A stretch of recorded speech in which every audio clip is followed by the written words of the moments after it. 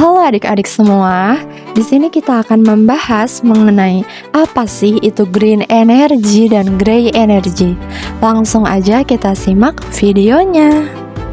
Oke, yang pertama yang akan kita bahas adalah green energy atau energi hijau.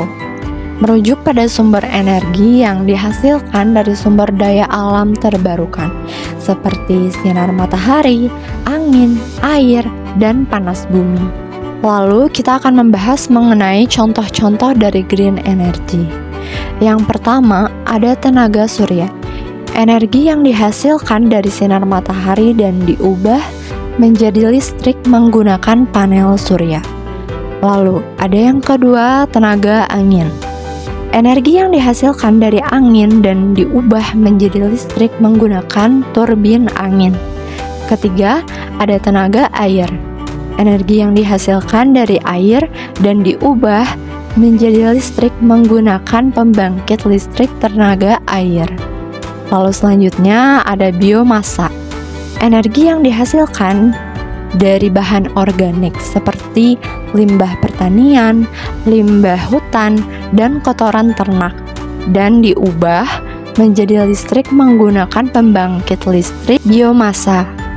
Lalu adik-adik, green energy juga mempunyai kelebihan dan kekurangannya sendiri. Maka akan kita bahas mengenai kelebihan green energy. Beberapa kelebihan dari green energy yang pertama ada ramah lingkungan. Green energy dihasilkan dari sumber daya alam terbarukan, sehingga mengurangi emisi gas rumah kaca dan dampak negatif terhadap lingkungan. Yang kedua ada berkelanjutan. Sumber daya alam terbarukan dapat diperbarui dan tidak terbatas, sehingga green energy dapat diproduksi secara berkelanjutan. Dan yang ketiga, kelebihan dari green energy ini mengurangi ketergantungan pada bahan bakar fosil.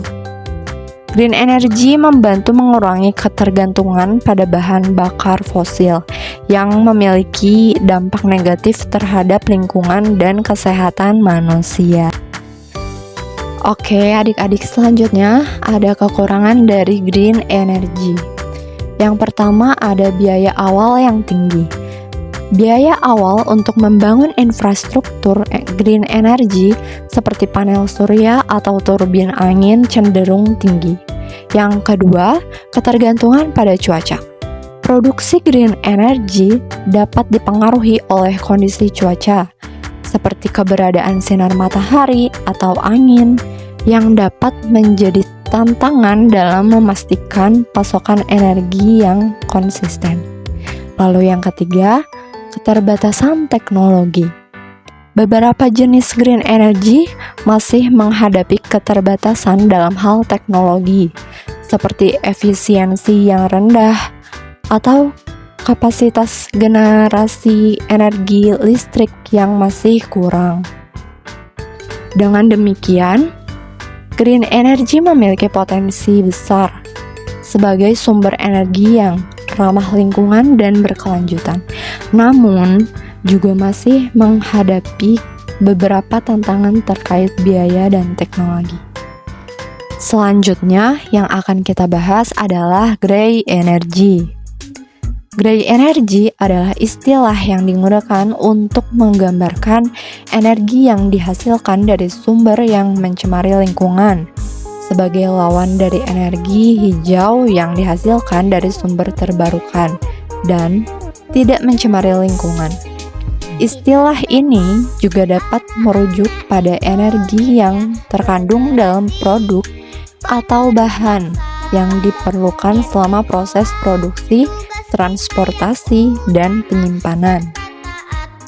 Gray energy dapat ditemukan dalam berbagai hal, seperti makanan, minuman, rumah, dan bahan bangunan. Meskipun tidak terlihat, gray energy memainkan peran penting dalam mengukur jejak ekologis manusia dan dapat membantu dalam menghemat energi. Lalu adik-adik, apa sih contoh-contoh dari gray energy itu? Yang pertama yaitu energi yang diperlukan untuk memproduksi barang. Gray energy mencakup energi yang diperlukan untuk memproduksi barang, termasuk makanan, minuman, dan bangunan. Lalu selanjutnya, energi yang diperlukan untuk membangun infrastruktur. Gray energy juga mencakup energi yang diperlukan untuk membangun infrastruktur seperti jalan, udara, jembatan, dan bangunan. Lalu selanjutnya, energi yang diperlukan untuk transportasi. Gray energy juga mencakup energi yang diperlukan untuk transportasi barang dan orang, termasuk pengangkutan lautan, pesan, dan penerangan udara.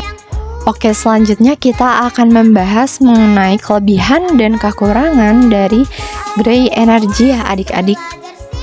Kelebihan dari gray energy yang pertama ada mencakup energi yang sebenarnya. Gray energy mencakup energi yang sebenarnya yang diperlukan untuk memproduksi dan transportasi barang, seperti memberikan gambaran yang lebih akurat tentang dampak energi dari produk. Lalu yang kedua, ada membantu mengukur jejak ekologis manusia.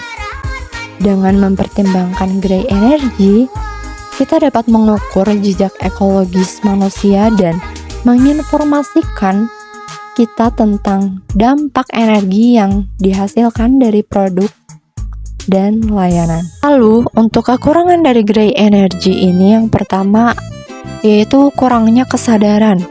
Banyak orang mungkin tidak familiar dengan konsep gray energy, sehingga membuatnya sulit untuk menjadi perhatian dan dipertimbangkan dalam keputusan konsumen. Yang kedua, keterbatasan dalam teknologi. Gray energy mencakup energi yang diperlukan untuk membangun infrastruktur dan transportasi, yang mungkin memiliki keterbatasan dalam hal teknologi dan efisiensi. Baik adik-adik, itu dia pembahasan kita mengenai green energy dan gray energy. Terima kasih yang sudah menonton dan sampai jumpa di lain waktu.